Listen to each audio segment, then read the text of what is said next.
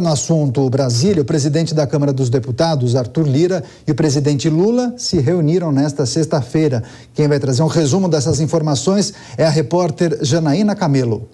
A reunião no Palácio da Alvorada foi cercada de suspense. Ela foi marcada de última hora e sem comunicação prévia. Nem mesmo as assessorias do presidente Arthur Lira e do presidente Lula confirmam que o encontro aconteceu. Mas os atores importantes do Centrão envolvidos na reforma ministerial dizem que não houve definição do encontro revelada aos líderes e partidos e que estão, por hora, de sobreaviso até segunda ordem.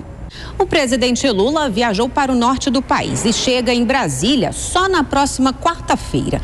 Na sexta-feira, ele viaja para o Rio de Janeiro, onde irá participar de uma cerimônia do novo PAC. Entre uma viagem e outra, na quinta-feira, já está marcada uma reunião entre ele e lideranças dos partidos que irão compor o governo.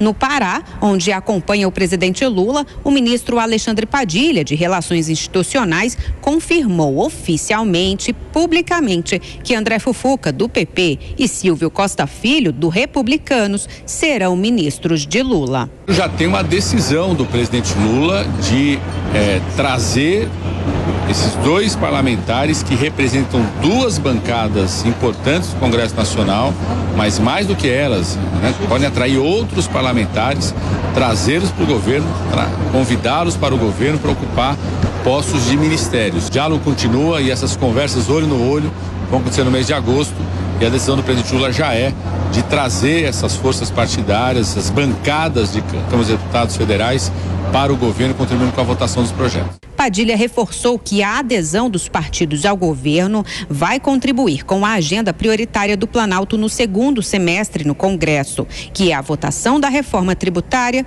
do arcabouço fiscal e do orçamento do próximo ano.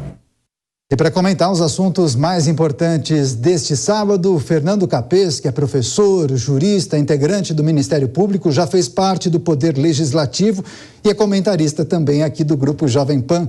Capês, seja muito bem-vindo, uma ótima noite a você. Vários assuntos para tratarmos, mas falando dessa mini reforma ministerial, queria só começar falando dessa reunião que não estava na agenda, nem de Lula, nem de Arthur Lira, mas ao que tudo indica, as informações de bastidores apontam que eles se encontraram no dia de ontem, conversaram naturalmente sobre essas trocas em ministérios e também sobre possíveis votações importantes no Congresso Nacional.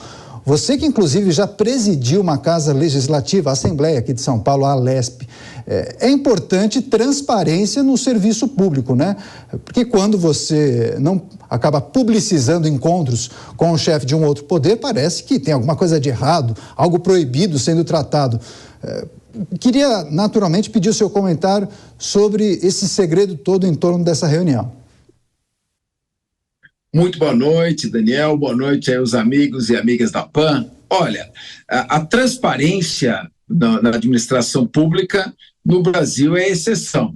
Claro, quando ela ocorre, é motivo de celebração, de comemoração, de muitos festejos, sem dúvida alguma.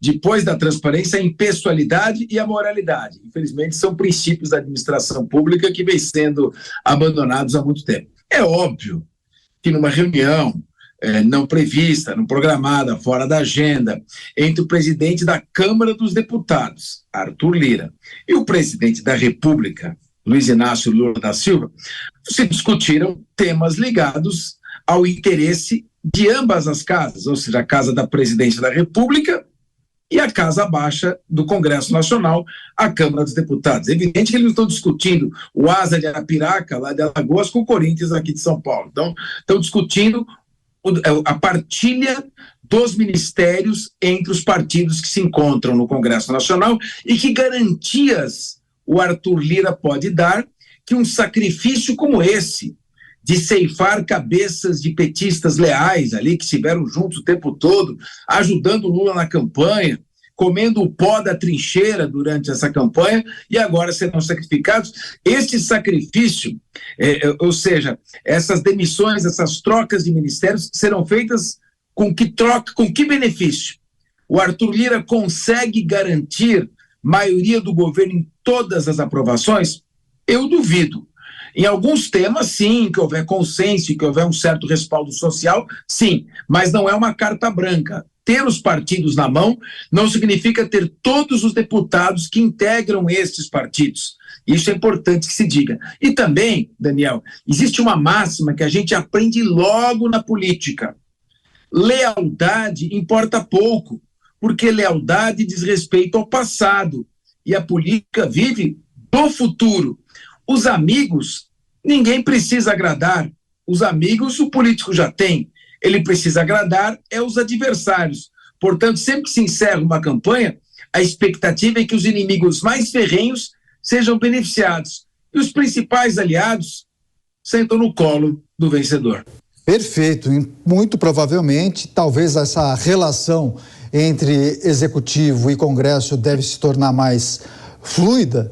Agora, devem ser agraciados, segundo as informações, André Fufuca, do Progressistas do Maranhão, e também Silvio Costa Filho, do Republicanos de Pernambuco. As pastas ainda não estão definidas, viu, Capês? Agora, isso não tende a gerar um mal-estar dentro do governo e dentro do próprio PT? Como o presidente deve administrar esse fogo amigo? Olha, o Ciro Nogueira disse, o PP é oposição a esse governo. Nós não vamos compor com esse governo. Então é preciso saber quem fez essa negociação. Essa negociação foi feita a partir da cúpula do partido ou foi um acordo costurado pelo próprio Arthur Lira e um grupo de deputados do PP que provavelmente não estarão alinhados com a direção do partido e que se dispõem a dar sustentação em troca daquele espaço que for criado. Evidentemente, com o ministério na mão, o André Fufuca e o PP, que se ele tiver compromissos com esse grupo, vai começar a acomodar os companheiros de partido, a atender esses pleitos, e evidentemente, quanto mais pleitos forem atendidos, quanto maiores as acomodações feitas, maior o compromisso do parlamentar de votar não de acordo com a sua liberdade, a sua consciência, mas de acordo com aquela conveniência que foi atendida. Então, é preciso saber como é que está sendo construída essa maioria. Provavelmente, essa maioria não está sendo construída a partir de acordos com cúpulas de partidos, até porque os presidentes de partido não têm esse controle total sobre o voto dos seus integrantes, das siglas partidárias. Então, na verdade, o Arthur Lira deve estar construindo grupos de deputados dentro dos partidos, e aqueles deputados que tiverem uma maior influência, exercerem um círculo maior de influência, serão agraciados com os ministérios. O que se pode concluir é o seguinte: esses dois ministérios agora que foram cedidos representam apenas o começo de uma reforma. E aqueles que estão ocupando ministérios por indicação pessoal do presidente devem começar a se preocupar. Tá certo, a gente segue com outras informações.